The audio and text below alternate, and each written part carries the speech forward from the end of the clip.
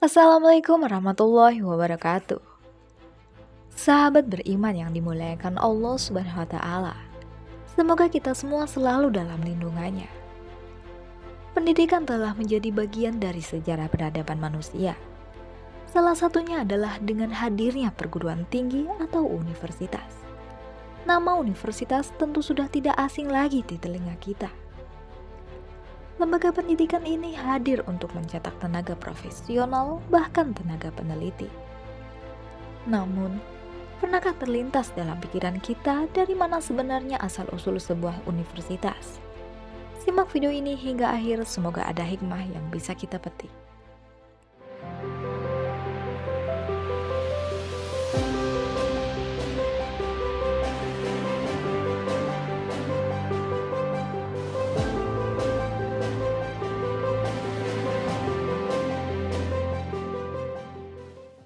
Hanya sedikit orang yang mengetahui tentang kemajuan yang telah terjadi di seluruh dunia, mungkin tidak akan terjadi jika bukan karena Fatimah Al-Fihri, seorang wanita muslim dari Tunisia yang mendirikan universitas pertama yang dikenal lebih dari 1000 tahun yang lalu, yang pada akhirnya membuka jalan bagi universitas modern di seluruh dunia.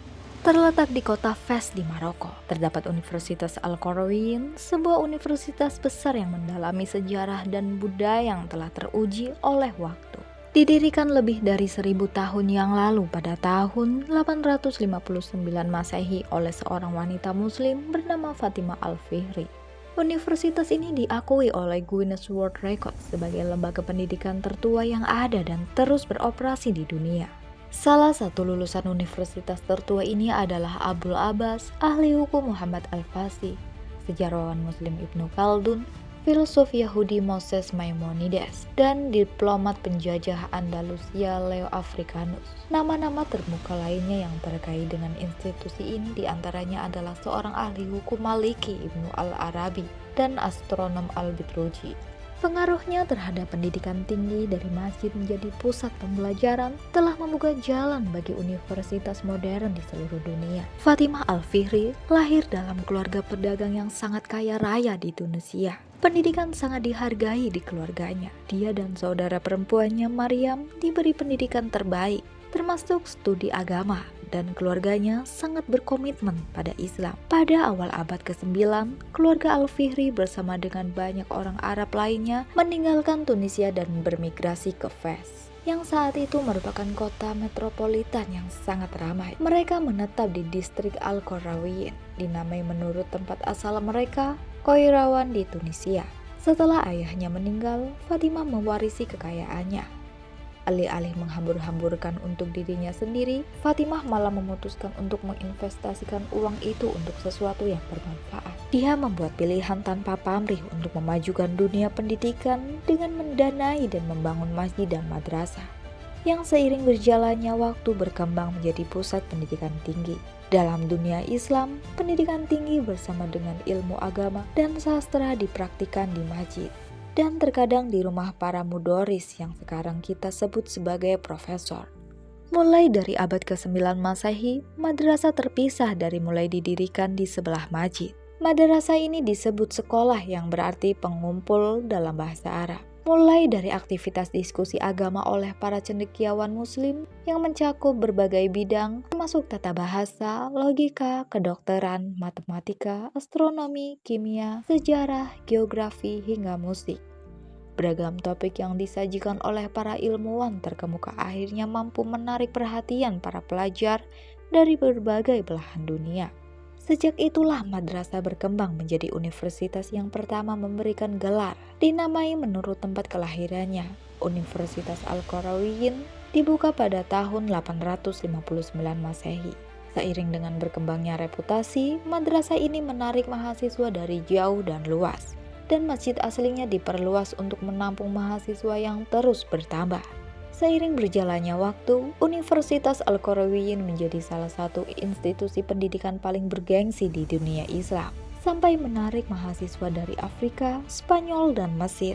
Pada puncaknya di abad ke-14, Universitas Al-Qarawiyyin memiliki kehadiran lebih dari 8.000 mahasiswa yang datang untuk mempelajari hukum Islam, teologi, bahasa dan sastra Arab, filsafat, matematika, astronomi, dan mata pelajaran lainnya. Pengaruh Universitas Al-Qarawiyyin terus berkembang sepanjang abad pertengahan dan mempunyai peran kunci dalam segi intelektual dan budaya antara dunia Islam dan Eropa. Pada perkembangan lebih lanjut, pendidikan di Al-Qarawiyyin tidak lagi mewajibkan pelajaran agama. Itu artinya, non-muslim pun bisa saja sekolah di situ. Pendidikan tingkat tinggi terbuka bagi siapa saja yang memiliki keinginan untuk belajar. Salah satu ilmuwan pertama Eropa yang mendalami astronomi Islam di Universitas Al-Qarawiyyin adalah Paul Sylvester II. Dan di sanalah Paul Sylvester II pertama kali mempelajari angka Arab dan karya ilmiah muslim lainnya, lalu membawanya ke Eropa. Pada abad ke-10, ia melakukan perjalanan ke Spanyol dan membawa pulang sejumlah karya yang membahas astronomi. Lalu ilmu baru terjadi pada abad ke-12. Pada abad ke-19, Universitas Al-Qarawiyyin telah menurun kepentingannya karena pada waktu itu pertarungan kekuasaan antara Sunni dan Syiah sedang bergejolak di semenanjung Arab. Setelah negara Maroko modern dibentuk pada tahun 1947, madrasah dimasukkan ke dalam sistem pendidikan umum negara bagian dan pada tahun 1963 berganti nama menjadi Universitas Al-Qarawiyyin. Universitas ini masih menekankan studi agama dan hukum Islam, termasuk teknologi. Namun, pada perkembangannya Universitas Al-Qarawiyyin juga menawarkan pelajaran bagi non-muslim sebagai bagian dari pendidikan yang lebih luas, termasuk matematika, astronomi, astrologi, fisika, puisi, dan sastra. Saat ini, Universitas Al-Qarawiyyin tetap menjadi institusi pendidikan tinggi yang sangat dihormati di Maroko dan seluruh dunia, dan tetap menjadi simbol utama pendidikan yang bertahan lama untuk mengubah kehidupan dan kemajuan dunia. Setelah kematian Al-Fihri, institusi tersebut terus diperluas. Masjid ini menjadi yang terbesar di Afrika, dengan kapasitas 22.000. Universitas Al-Qarawiyyin masih kuat alumninya, termasuk Fatimah Al-Kabaj, salah satu mahasiswa pertamanya yang kemudian menjadi satu-satunya anggota perempuan Dewan Tertinggi Ilmu Agama Maroko. Pada akhirnya, yang dilakukan oleh lembaga pendidikan Al-Qarawiyyin terbukti menjadi momen revolusioner bagi manusia, berkembang melampaui zamannya. Warisan sekolah yang berkelanjutan merupakan bukti visi dan tekad Fatimah Al-Fihri yang berupaya menciptakan sebuah institusi yang akan bermanfaat bagi banyak orang untuk menempuh pendidikan. Warisannya telah bertahan selama lebih dari 1000 tahun dan terus menginspirasi generasi pelajar dan cendekiawan untuk mengejar pengetahuan dan pemahaman. Sejarah mungkin telah berubah jika bukan karena kemurahan hati dan dedikasi Al-Fihri terhadap sesama manusia. Dunia modern dalam pendidikan sangat bergantung pada wanita berhati mulia ini. Wallahu a'lam.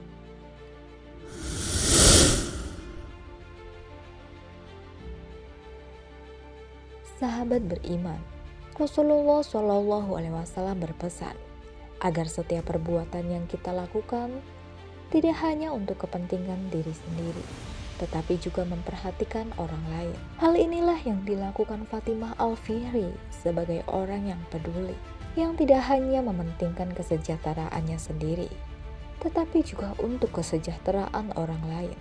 Dedikasinya untuk pendidikan bisa menciptakan perubahan luar biasa kepada dunia. Fatimah Al-Fihri adalah contoh inspiratif tentang kekuatan pendidikan dan dedikasi terhadap peningkatan ilmu pengetahuan.